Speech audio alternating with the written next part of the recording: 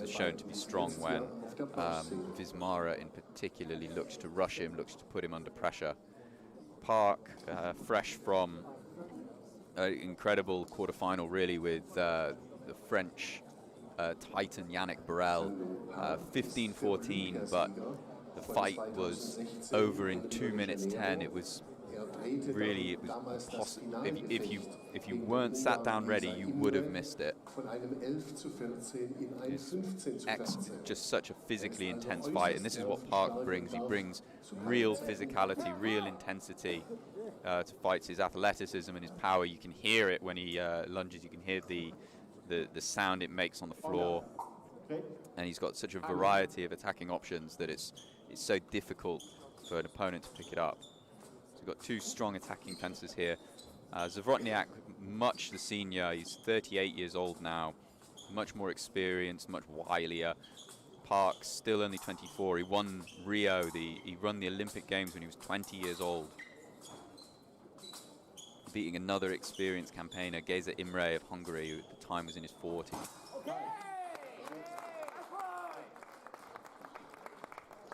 The key here, no one today has been able to deal with the variety of Zabrotniak's attacks. He's got short attacks where he can go anywhere. He's got longer attacks where that he can extend. He can go high, he can go low, he can change up the rhythm. Very few people have been able to deal with them. Likewise, Park, not as much subtlety, but the physicality and the speed that he brings means he's got just enough variety. He's got an aggressive flash, and he's got ferocious acceleration.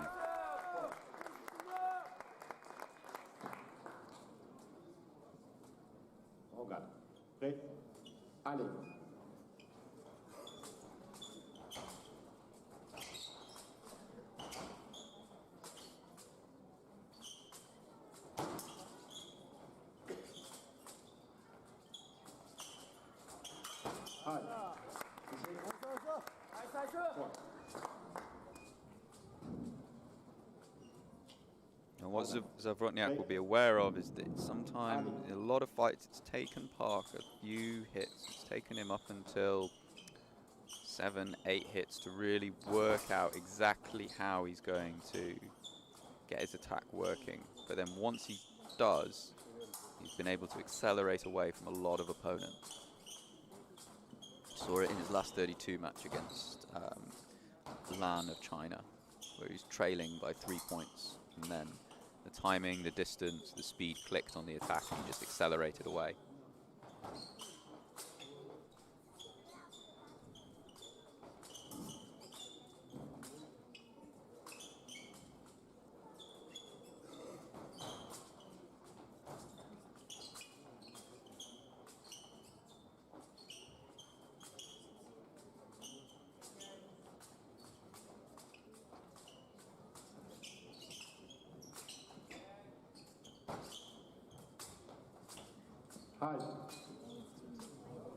Referee calls halt. We've had a minute without a hit.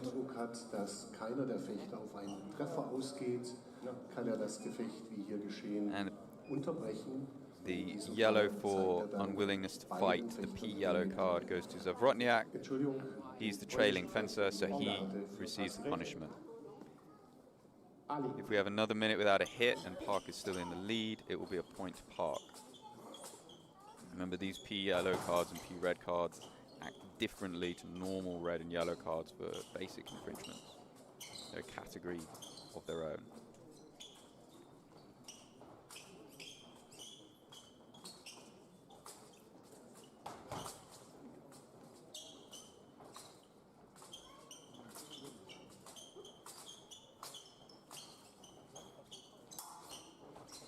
Park looking very happy to sit on the edge.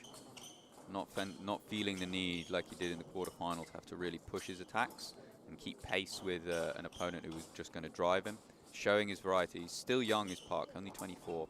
Showing variety and maturity to adapt his game to what the situation demands. Very few people have been able to find their way through Zabrotniak's defense. And as I say it, Park drives through. Full stretch attack. 5 seconds left on the clock.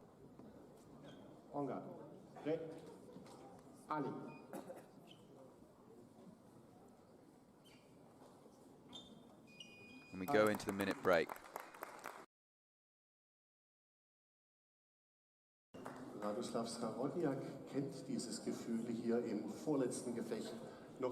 Parker's looked very calm, very relaxed. He knows what his weapons are, but so does Zabrotniak. The attacks and the speed that Park brings, it's not a secret weapon by any means. And Parker's done well to just keep himself disciplined, keep himself under control, pick his moments to go. Because Zabrotniak is such an experienced competitor, and he does have answers for just raw speed. It's going to have to be more than that. So far, slender lead for Park. Similar sort of story to what we were talking about in the previous semi-final, a kg opening period.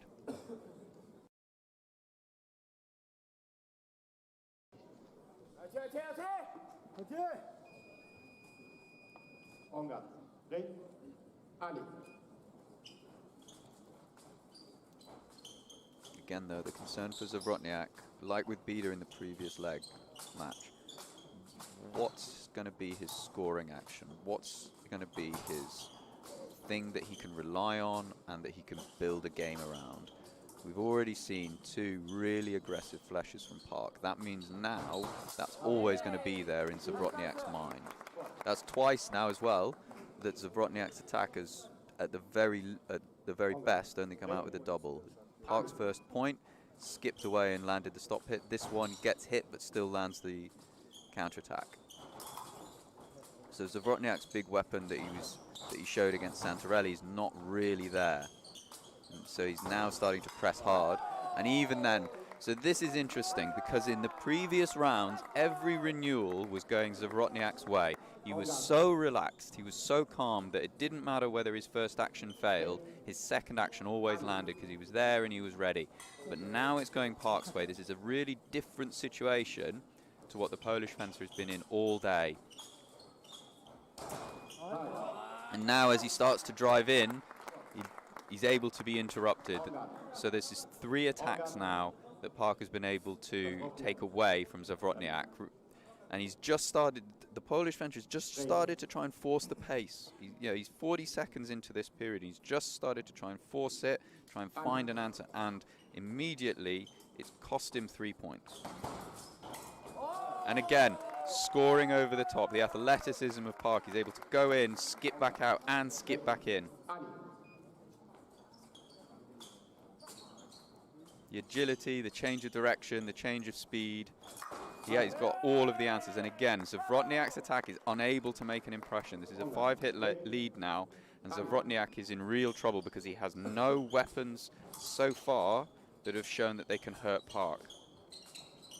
Park will know that he's got his attack. He'll always have that in the back pocket.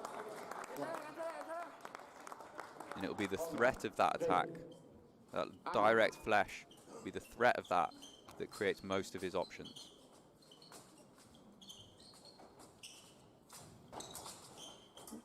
See there, Park just skipping in quickly, and now Zabrotniak collects and goes.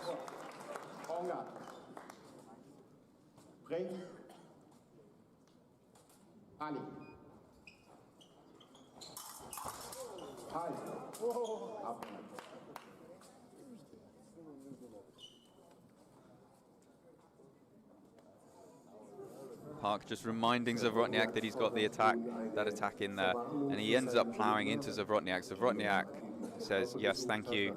I know you're sorry you ran into me, but I'd still like the referee to tell you to have a yellow card. He sent the referee off to look at the video.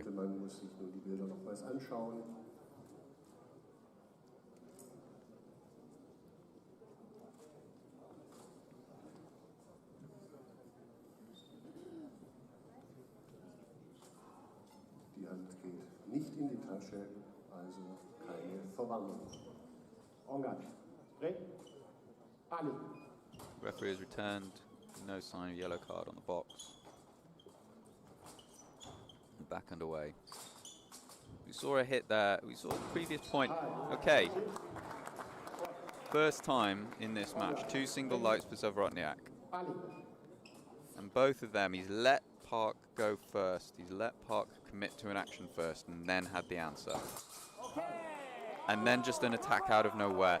He's landed 2 hits by being patient, by forcing a response, and then he goes and tries to launch an attack. His attacks have not been working, and Park is able to skip away, catch him on the arm as he's on the way out. He's going to have to be more intelligent, using his attacks to set up other actions rather than looking to score with them directly, because Parker's got too many answers if he just tries to go simplistic. And he's too quick, and he's too mobile.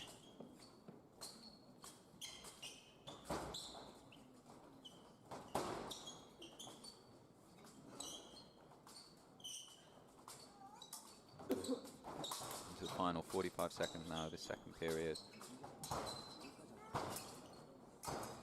And again, just a simple attack from Zavrotniak, and every time he's getting picked off, every single time. Remember, we started this period 4-2 to Park, so that lead has now doubled, and a lot of that has been attacks that Zavrotniak did not need to launch. When he was fencing earlier against Garozzo, against Wismara, he just was not forcing those attacks. And there's the flash again. We've not seen it for most of this half. And then bang, he just reminds Zavrotniak that he's got that in his toolkit. 5 hits the lead now. Park looking really strong.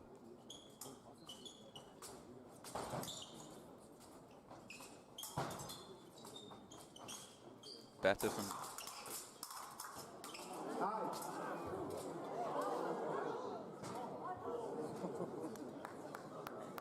Caught up close.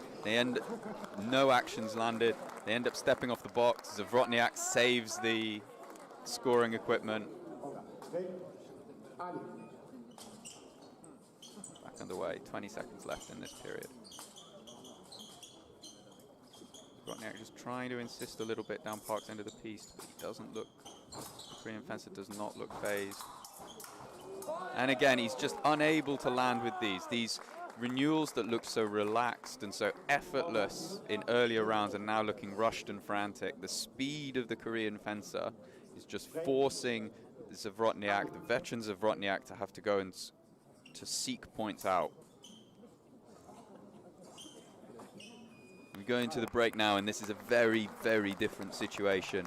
4-2 going into this start of this period.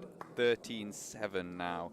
Park has just pulled this one apart, and so much of it is down to Zavrotniak feeling like he has to rush, feeling like he has to push. It's very similar feeling in reverse to what happened with Wismara. Wismara felt like he had to push, felt like he had to be the first one to go, be the first one to attack, otherwise he was going to be in so much trouble against Zavrotniak's attack.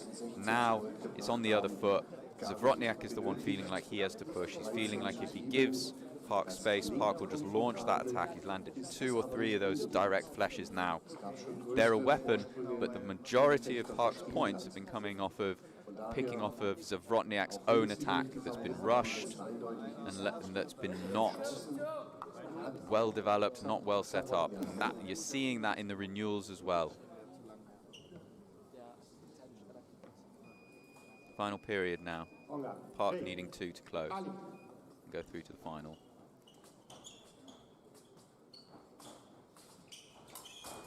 This time the flesh does not work. Zavrotniak finally gets a read on it. He's patient this time, sees it all the way and lands.